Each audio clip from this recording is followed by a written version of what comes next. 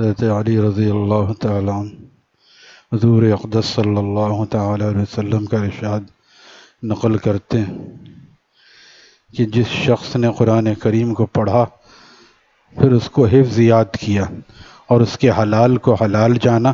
اور حرام کو حرام، اللہ تعالیٰ اس کو جنت میں داخل فرمائیں گے اور اس کے گھرانے میں سے ایسے 10 آدمیوں کے بارے میں اس کی شفاعت قبول فرمائیں گے جن کے لیے جہنم واجب ہو چکی۔ حدیث اگرچہ کمزور ہے لیکن فضائل کے باب میں بیان کی جاتی۔ دخول جنت ویسے تو ہر مومن کے لیے انشاءاللہ ہے ہی، اگرچہ بدعمالیوں کی سزا بھگت کر ہی کیوں نہ ہو، لیکن حفاظ کے لیے فضیلت ابتدائے دخول کے اعتبار سے ہے، یعنی حفظ قرآن کی برکت سے، جیسے پیچھے گزر چکا ہے کہ جس چمڑے میں قرآن ہو وہ آگ میں نہیں جلایا جائے گا، یا آگ میں جائے گا بھی تو جلے گا نہیں۔ تو جس چمڑے سے مراد یہی لیا ہے کہ آدمی، بشر کہتے ہیں چمڑے کے آدمی کو،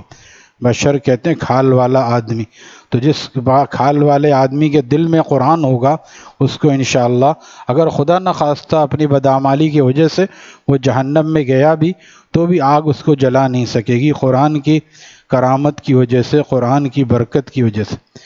تو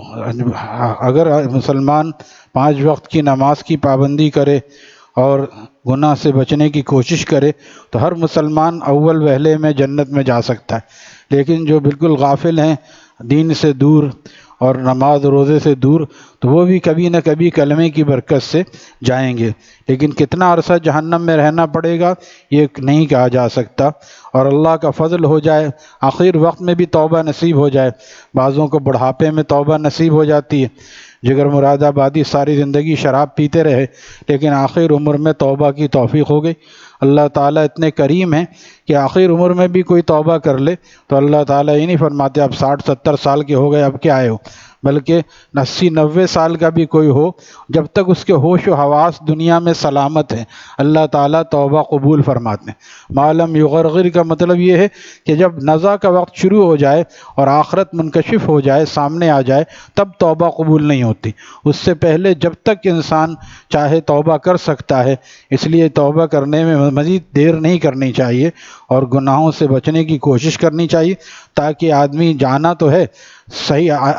عزت کے ساتھ، جیسے کسی کو یہاں سے پنجاب جانا ہے پہلے سے کیوں ٹکٹ بک کراتے ہیں، چلتی ہوئی ریل میں جا کے، کسی بھی چلتی ہوئی سے مراد جا کے 1 گھنٹہ پہلے بیٹھ جائیں، ٹکٹ مل ہی جائے گا لیکن ٹکٹ مل جائے گا لیکن سیٹ نہیں ملے گی، برتھ نہیں ملے گی، لہذا آدمی کبھی کھڑے ہو کے کبھی بیٹھے ہوئے مصیبت میں جاتا ہے۔ لیکن آدمی جو عقل مند ہوتا ہے، جس کے پاس پیسہ بھی ہوتا ہے، وہ پہلے سے بک بھی کرتا ہے اور اس کے ساتھ ساتھ بلکہ اے سی ڈبہ بک کرتا ہے تاکہ عزت کے ساتھ، راحت کے ساتھ سفر کرے۔ لہٰذا اگر ہم چاہیں ہمیں عزت کے ساتھ، راحت کے ساتھ جنت میں جانا ہے تو 5 وقت کی نماز کا اہتمام کریں، سرکار دو عالم صلی اللہ علیہ وسلم کی سنتوں کو زندہ کریں، اس سے شرمائے نہیں۔ داڑھی رکھنے میں مسلمان شرماتے ہیں، جبکہ تمام مسلمان جانتے ہیں کہ نبی علیہ السلام کی یہ مستقل سنت ہے، آپ کا حکم ہے داڑھیوں کو بڑھاؤ اور مونچھوں کو کترواؤ، لیکن آج مسلمان الٹے جا رہے ہیں، اس لیے الٹی پستی میں جا رہے ہیں۔ اگر سب مسلمان نبی علیہ السلام کی سنتوں پہ چلنے لگیں تو سب کے حالات تبدیل ہو جائیں، صرف پاکستان کے نہیں، عالم اسلام کے حالات تبدیل ہو سکتے ہیں اگر سب سنتوں پر چلنے لگیں۔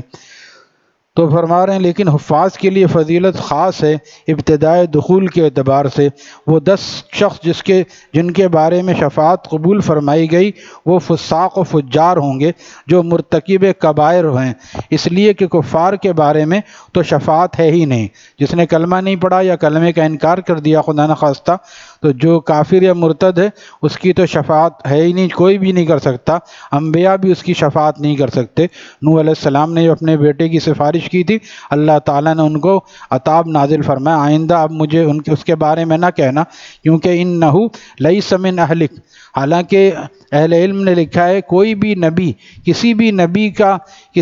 نبی کی اولاد جو ہے وہ ناجائز نہیں ہوتی، نبی کی بیوی کافرہ تو ہو سکتی ہے، فاحشہ نہیں ہو سکتی، لہذا نبی کا بیٹا نبی ہی کا بیٹا ہے، لیکن اللہ تعالیٰ کیا فرما رہے ہیں، انہو لیس من اہلک، یہ آپ کا بیٹا نہیں ہے، یعنی جیسا بیٹا بیٹا ہونا چاہیے، کہ بیٹا تو فرما بردار ہوتا ہے نا، آدمی کہتا ہے یہ میرا بیٹا ہے، اس کو کہتا ہے جو فرما بردار ہوتا ہے، جو نافرمان ہوتا ہے کہتا ہے یہ میرا بیٹا نہیں ہے۔ یہی مقصد یہاں پر ہے، انہ لیس من اہلک انہ عمل غیر صالح، یہ آپ کا بیٹا کیوں نہیں ہے؟ کیونکہ یہ عمل اس کا خراب ہے، یعنی یہ ایمان نہیں لایا۔ تو ایمان نہیں لایا تو نوح علیہ السلام جو بہت ہی زیادہ اللہ کے پیارے پیغمبر ہیں، 950 سال انہوں نے تبلیغ کی، لیکن ان کی سفارش بھی قبول نہیں فرما رہے ہیں اللہ تعالیٰ، تو کسی اور کی سفارش کیا قبول کریں گے؟ کافروں کے لیے کسی کی بھی سفارش اللہ تعالیٰ، نبی علیہ السلام سے اللہ نے فرمایا وَإِن، اگر آپ ان کے لیے ان تستغفر لہم، اگرچہ آپ ان کے لیے استغفار کریں 70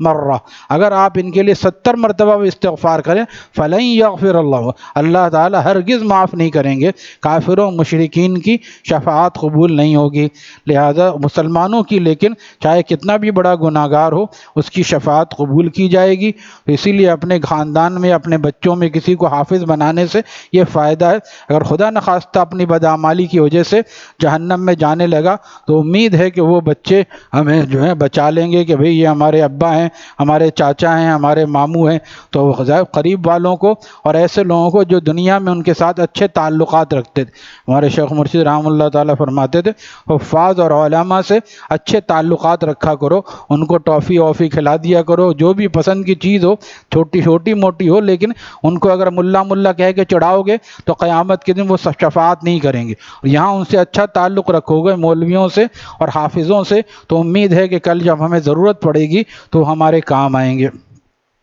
تو حق تعالیٰ شانہ کا ارشاد ہے